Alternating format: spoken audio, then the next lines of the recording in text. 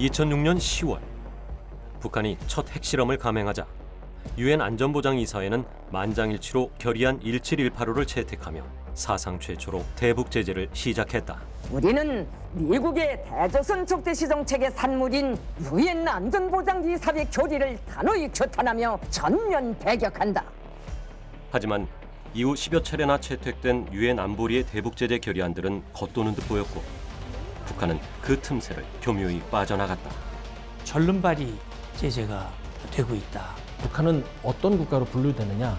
제재 대상국인 동시에 국제법상으로 범죄 경제 국가입니다. 북한은 그거에 발빠르게 움직입니다.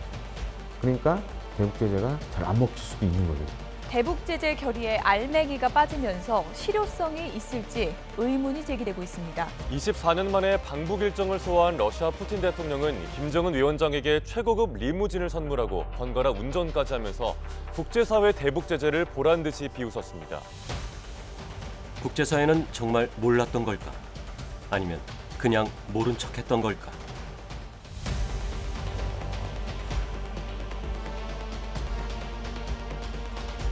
급변하는 국제 정세 속에서 대북 제재 딜레마는 과연 풀 수 있는 숙제일까?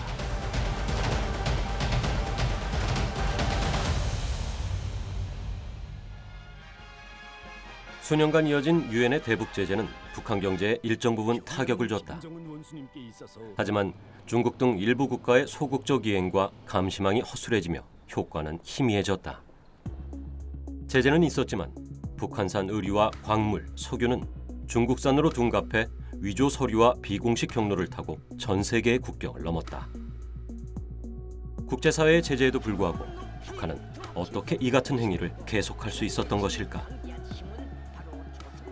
대북 제재라는 게요, 국제사회가 일치된 노력을 해야 되는 거거든요. 공조를 하고 모두가 힘을 합쳐서 제재를 해야 효과를 발휘할 수 있는데, 결정적인 문제가 뭐냐면 제재 결의가 나올 때는 중국과 러시아를 포함해서 5개 상임이사국이 다 동의를 했어요. 다시 말하면 중국과 러시아도 북한에 대한 제재를 동의했었습니다. 물론 그전부터도 중국이 사실은 뒤에서 북한을 봐주기 했어요. 다시 말하면 제재 구멍이 뚫려 있었던 것이죠. 2006년 10월 9일 북한의 첫 핵실험에 대한 대응으로 유엔 안전보장이사회는 만장일치로 결의안 1718호를 채택하며 강력한 대북 제재를 부과했다. 2009년 북한의 2차 핵실험 이후 무기, 금융, 선박 검색 등을 대폭 강화하며 북한을 감시하는 전문가 패널을 설치했다. 2010년 천안함 사건 발생으로 남북 간 교역과 투자가 중지됐고 3년 후 3차 핵실험을 감행한 북한에 맞서 무역 운송 제재가 한층 더 강화됐다. 2017년 국제사회는 북한의 6차 핵실험과 ICBM 발사에 대응해 사치품, 노동자, 정유, 섬유 등 거의 모든 분야를 포괄하는 전방위적인 제재를 단행했다. 2017년 북미 비핵화 협상이 교착 상태에 빠지자 1기 트럼프 행정부는 북한에 대한 경제적 압박을 극대화하기 위해 세컨더리 보이콧을 공식적으로 시행했다.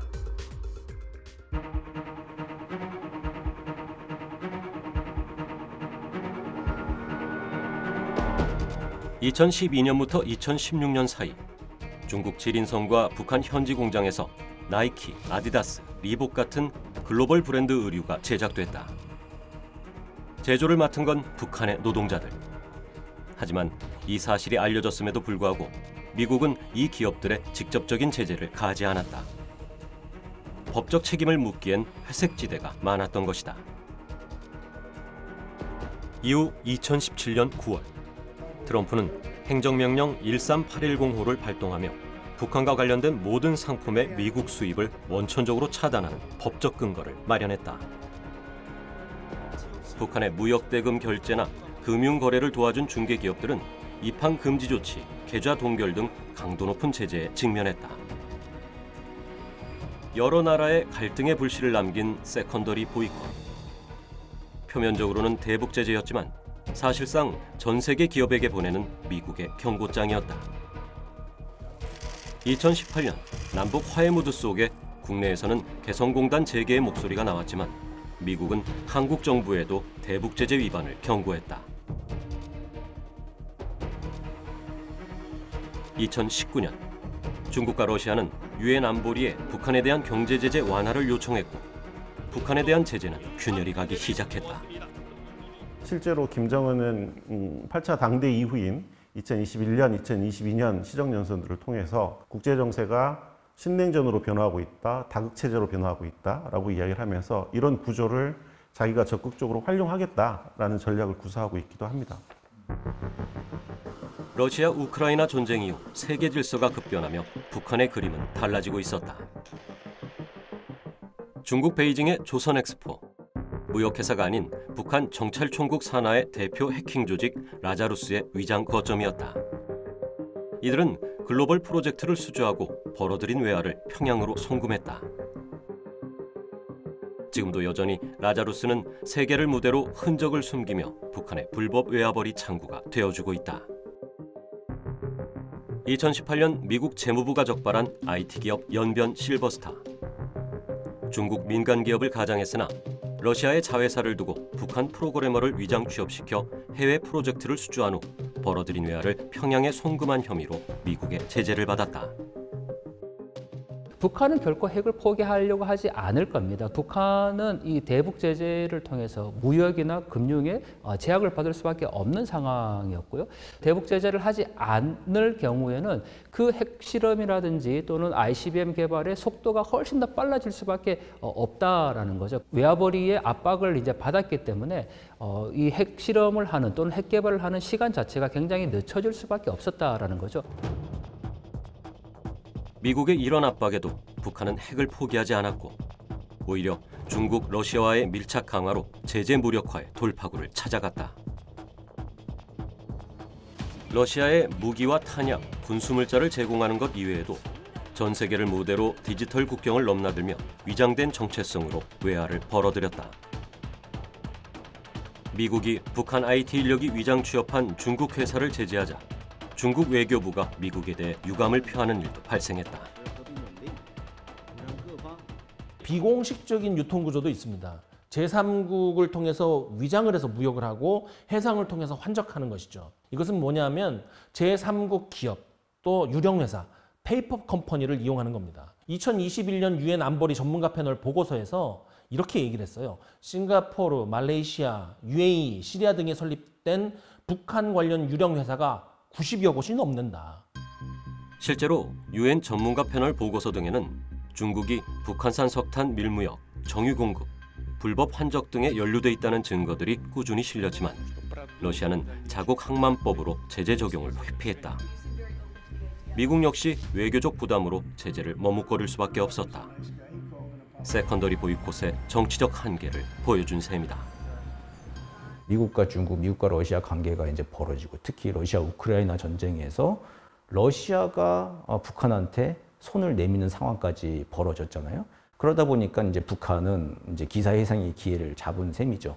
그런 상황 속에서도 이제 러시아나 중국이나 각자 또 자국의 이익 때문에 북한에게 일정 부분 제재의 완화 효과를 이제 구현을 해주면서 관계를 유지하고 강화시켜 나가면서 그러다 보니까 북한으로서는 이제 그 제재의 압박의 틈을 벗어날 수 있는 그 기회의 문, 틈이 좀 열려 있는 거고 그걸 지금 아주 10분 활용하고 있다 이렇게 봐야 되겠죠.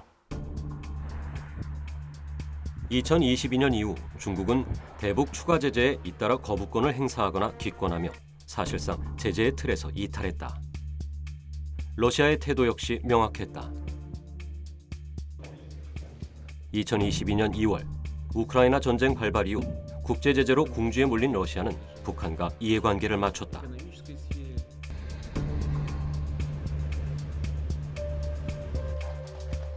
(2023년 9월) 김정은 위원장이 러시아를 방문해 푸틴 대통령과 정상회담을 했고 북러 간의 무기 거래설이 구체화됐다. 북한은 수백만 발의 포탄과 다수의 방사포, 대전차 무기 등을 러시아에 조달했다. 러시아는 북한에 식량과 석유를 제공했을 뿐만 아니라 일부 미사일 기술과 위성 기술까지 협조한 것으로 전문가들은 평가했다. 러시아와 북한이 전략적으로 협력을 강화하고 있다. 이것은 우리가 이미 잘 알고 있는 뉴스인데요. 북한은 러시아에 급한 대로 포탄과 무기를 공급을 했죠. 그리고 그 대가로 받은 것이 무엇이냐? 식량, 정제유, 건설 장비, 노동 송출권입니다.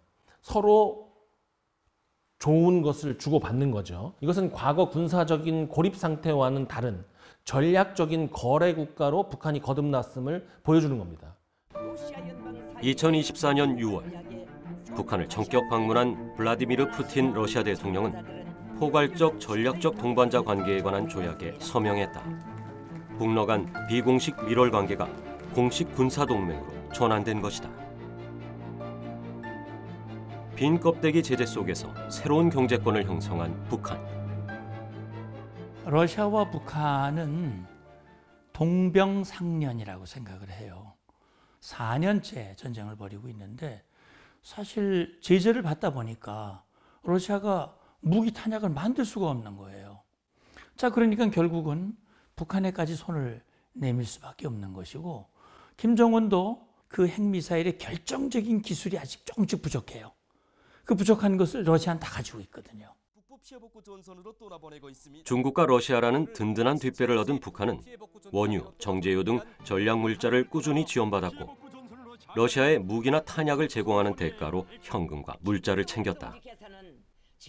전쟁 장기화로 새로운 무기 공급처가 필요했던 러시아는 북한을 끌어들여 중국과의 경쟁 심리를 작동시킨 것이다. 러시아가 지금 유엔 안보리 상임이사국으로서 제재를 얼마든지 방해할 수 있기 때문에 러시아의 이 지원을 받으면 김정은이가 뭐 마음대로 핵미사일 개발하고 실험할 수 있고 말이죠. 그러니까 저는 이 러시아와 북한의 협력을 조폭연대라고 저는 이 이름을 붙이고 있거든요. 세계의 조폭들이죠. 조폭끼리 지금 연대를 하고 있어요.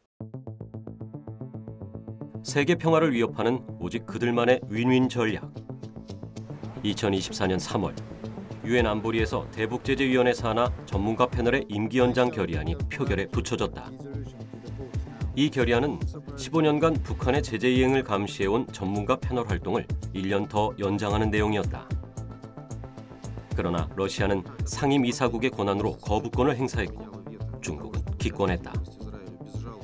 북한의 15년 감시 체제는 이렇게 무너졌다. MSMT 같은 경우에는 대표적으로 지금까지 우리가 진행해왔던 대북 유엔 제재의 실효성을 우리가 따져보고 이것이 실효성이 없었다라는 그런 결론을 내린 끝에 만들어진 새로운 독립적인 기구거든요. 허술해진 유엔 감시망의 공백을 메운 것은 새로운 다국적 제재 모니터링 팀 MSMT. 한국과 미국, 일본 세 나라가 손을 맞잡아 시작한 후 프랑스, 독일, 영국, 이탈리아, 네덜란드 등 주요 유럽 국가도 이 대열에 합류했다. 2024년 하반기부터 본격적인 제재 모니터링을 개시한 MSMT는 2025년 5월 첫 번째 공식 보고서를 발표했다.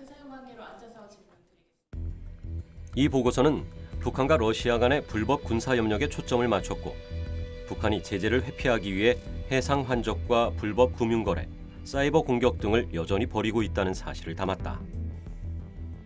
유엔 안보리의 전문가 패널만큼은 아니지만 신냉전 외교, 김정은의 신냉전 외교로 이제 대북제재위원회 전문가 패널이 이 역할을 다 했으니 이 역할을 지금 MSMT, 다국적 제재감시위원회가 하겠다라는 거고 어느 정도 효과는 있을 거라고 보여져요.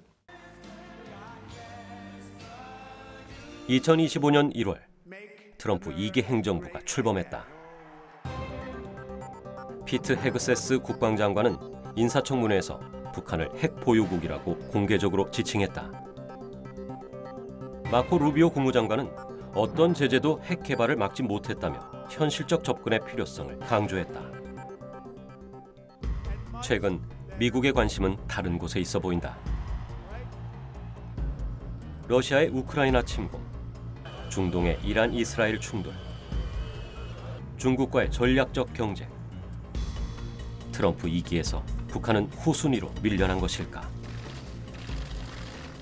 트럼프 정부는 북한과의 대화를 이끌어내기 위해서 가급적이면 김정은과의 관계를 좀 부각을 하고 북한이 원하는 표현으로 트럼프가 언급을 하고 있는 것 같아요. 그래서 지금은 트럼프 정부가 뭐 관세 전쟁이다, 또는 우크라이나 전쟁, 또 중동 전쟁, 이란 문제, 현안들이 너무 많아가지고 현안 문제들이 어느 정도 좀 정리가 되면 아마 북한과 대화를 시도할 것이다.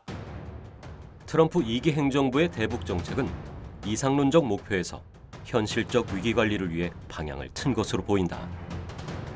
확실한 것은 완전하고 검증 가능하며 불가역적인 비핵화를 추구하던 과거와는 다른 접근법을 보이고 있다는 것이다. 2차 관세라는 새로운 개념이 등장했다. 트럼프가 1월 말에 이제 그렇게 원조를 줄이기 시작하면서 영국 같은 경우에는 이제 또 대외 원조를 GDP 0.2% 정도로 삭감하겠다는 발표를 했었고, 네덜란드 역시 기존에 투입하던 부분들에 비해서 상당히 작은 규모를 이제 대외 원조에 주겠다라는 방식으로 점점 이제 나라들이 연쇄적으로 이제 그런 대외 원조나 인권이나 인도주의 프로그램에 대해서는 지원을 축소하겠다는 방침으로 가고 있고요. 세컨더리 보이콧의 무역판이라고도 보여지는 이런 제재는 글로벌 무역 체계 자체를 지렛대로 삼고 있다는 것이 그 특징이다. 중국, 인도, 브라질 등 러시아와 거래하는 모든 국가에게 미국과 거래할 것인가, 러시아와 거래할 것인가의 선택을 강요한 셈이다. MSMT의 역할은 여전히 감시하고 그것을 보고하는 역할을 하는 거고, 감시하고 보고된 내용의 이행은 개별 국가들이 주권 국가이기 때문에 국가들의 자발적으로 주권 행사하는 방식으로 이행되는 거거든요. 예를 들어서 한국이 대북 제재를 하고 있는데 좀 미국이 마음에 들지 않게 약하게 한다라고 해서 미국이 강제적으로 그 수준을 높이라고 얘기할 수 없는 것처럼 제어 장치는 약하다라고 볼 수는 있습니다. 근데 MSMT가 다른 한편으로 보면은 미국의 입장에서는 그 조직을 활용을 해서 그 중국이나 러시아를 견제하는 도구로서 활용할 수 있지 않을까라는 그런 생각이 듭니다. 2025년 트럼프 행정부는 중국을 겨냥해 연이어 고율 관세를 부과하며 단순한 무역 갈등을 넘어 전략적 압박 수단으로 관세를 활용하기 시작했다. 이런 미국의 행동에 중국은 북한을 전략적 완충지대로 삼고 지원을 확대하고 있다. 북한 역시 국제사회의 제재로부터 중국과 러시아가 외교적인 버팀목이 되어줄 것이라는 계산을 끝낸 눈치다. 단순한 군사협력을 넘어선 전략적 재배치로 러시아 파병을 활용함으로써 미국과의 직접적인 대화를 피하고 러시아와의 연대를 통해 자신의 전략적 가치를 높이려 한 것은 아닐까. 미중 간 전략 경쟁이 격화되고 북중러 연대가 강화되는 지금, 한국의 반도체와 조선업은 전략적 갈등의 최전선에서 고민하고 있다. 인공지능 시대 핵심 부품 공급망을 둘러싸고 이어지는 미중 기술 패권 경쟁과 고율 관세 부과로 반사이익을 얻고 있는 한국의 조선업은 언제든 변동할 수 있는 불안한 균형 위에서 줄타기를 하고 있는 중이다. 표면은 제재, 본질은 충돌. 신냉전의 첫 번째 전선이 되어가고 있는 대북 제재. 이러한 제재와 압박의 내면은 미중러 간 힘겨루기로 채워져 있다. 이들은 국제사회와의 협상을 선택할 것인가? 아니면 서로를 등에 업고 제재망을 뚫고 나갈 공조를 강화할 것인가? 우리에게도 정교한 생존 전략이 필요해 보인다. 북한이 미국에 대해서 최강경 대응 정책을 취하겠다라고 한 것처럼 한국에 대해서도 굳이 남북관계 개선을 할 이유가 없다라는 셈법이 북한 머리에는 지금 확고한 것 같아요. 북한이 굳이 남북관계에 대해서 2023년 전원회의 때, 연말 전원회의 때 적대적인 두 개 국가라고 이야기를 하지 않았습니까? 오히려 상당 부분의 북한의 전략적인 위상이라든지 위치가 이전과 다르게 많이 변화가 됐고, 러북 관계가 이전과 다를 정도 굉장히 높은 전략적인 위치로 변화가 됐기 때문에 남한과의 관계 개선을 굳이 할 필요가 없다는 거죠. 대북 정책에 있어서 이전과 같은 그런 패턴으로 북한을 다뤄서는 안 된다라는 게 더 중요한 측면이 아닌가라는 생각이 듭니다. 시치미를 떼던 북한과 러시아. 전략적 침묵을 이어온 중국. 제재와 침묵 사이에서 또 그들은 어떤 방향을 선택할지, 과연 누구 편에 설 것인지. 그들이 서로의 이해관계 속에서 줄타기를 하는 동안 선택은 우리에게도 피할 수 없는 질문이 됐다. 한국은 어떤 전략을 준비해야 할까? 갈림길에 선 지금 우리의 선택 그 자체가 하나의 메시지가 되는 것은 아닐까.